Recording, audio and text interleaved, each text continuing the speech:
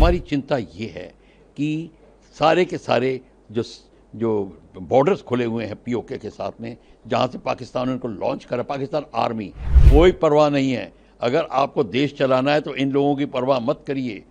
Governor साहब बड़ा अच्छा काम कर रहे हैं, बड़ी मेहनत कर रहे हैं, भाग दौड़ कर रहे हैं, लेकिन जिम्मेदारी ये तो उन्हीं की पड़ती है ना। एक दूसरे से ऐसे दोषारोपण करने से लाभ नहीं है। सिचुएशन तो चिंताजनक है, पर उससे पहले हमारा हार्दिक हम संवेदन व्यक्त करते हैं अपने शहीदों की तरफ।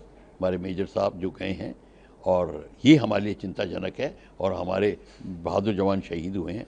पर चिंता जताने से एक चीज़ है और चिंता को दूर करने के कदम उठाना दूसरी चीज़ है।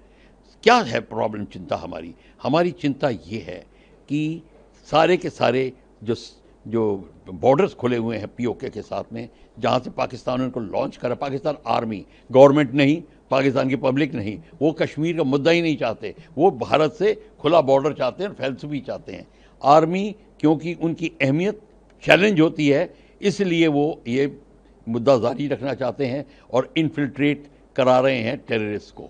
वो आ रहे हैं कश्मीर के अंदर, भारत का अंग, और वहाँ से उनको स्लीपर सेल्स, उनका बोर्डिंग लॉजिंग, उनका खाना पीना और एम्युनिशन सप्लाई, मॉनिटरी सप्लाई सब कुछ देती है।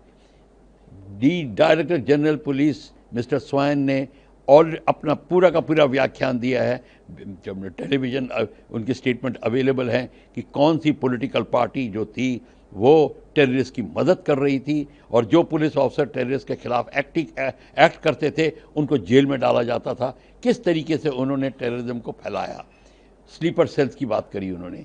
तो ये सारा का सारा अब इसको लेकर कार्रवाई करनी पड़ेगी। हमें ये फिक्र नहीं करना पड़ेगा कि ये ऑपोजिशन लीडर ये बोल रहा है, ये बोल रही है, ये बोल रहा है, कोई परवाह नहीं है। अगर आपको देश चलाना है तो इन लोगों की परवाह मत करिए। देश पहले आता है, ये लोग बहुत बाद में आते हैं। तो ये हमारे को चिंता का विषय बना हुआ है। एक सिंगल कमांड एंड कंट्रोल अभी तक नहीं कर पाए हैं। जब तक एक सिंगल कमांड एंड कंट्रोल नहीं होगा, एक कमांडर के अंडर में सब के सारी सिक्योरिटी फोर्सेस, उनकी इंटेलिजेंस गैदरिंग नहीं आएंगी, तब तक आपके पास इंफॉर्मेशन का वितरण ठीक नहीं होगा और आप एक्ट नहीं ठीक कर पाएंगे। और फिर आपकी जितने कमांडर है, अगर वो सारी की सारी एजेंसीज जो सिक्योरिटी फोर्सेस अलग अलग कमांडर के अंदर में होंगी, तो आप एक रथ के अंदर जो 5 घोड़े लगाए हैं और हर एक उनका अलग अलग घोड़ों को ले जा रहा है, और 5 सारथी बैठाओ और 5 घोड़े लगाओ, फिर आप देखिए क्या होगा। एग्जैक्टली वही हो रहा है कश्मीर के अंदर। सब अपने अपने झंडे लहरा रहे हैं और अपना उल्लू सीधा कर रहे हैं, पर चिंताजनक ये है कि कोई कोऑर्डिनेट नहीं करता, चाहे वो काम करना भी चाहते हो उनका काम नहीं होता पूरा। ये कारण है। सो आपके single command and control, border बंद हो जाए और आपके स्लीपर सेल्स को अब निकालना आप शुरू करिए। वो हर एक लेवल पे हैं गवर्नमेंट के, चाहे गवर्नमेंट के पैरामिलिट्री फोर्सेस के लेवल में हो, सिक्योरिटी फोर्सेस के, एडमिनिस्ट्रेशन के, ट्रांसपोर्टेड, हर जगह पे हैं। वो परसेंटेज ज़्यादा नहीं है, बाकी लोग सब भारत के हैं। जितने भी इस्लामिक तबके के लोग वो भारत के से मेरे लॉयल हैं, उनकी मैं बात नहीं कर रहा, मैं रेडिकल एलिमेंट्स की बात कर रहा हूँ। ये गहरे चिंता का विषय है, इसमें कोई शक नहीं। कई वर्षों तक आतंकवादियों ने कश्मीर वादी में अपने काम किया था, और वहाँ बहुत बड़ी कठिनाई से, बड़ी हिम्मत से उनको सबको कंट्रोल में लाया गया है।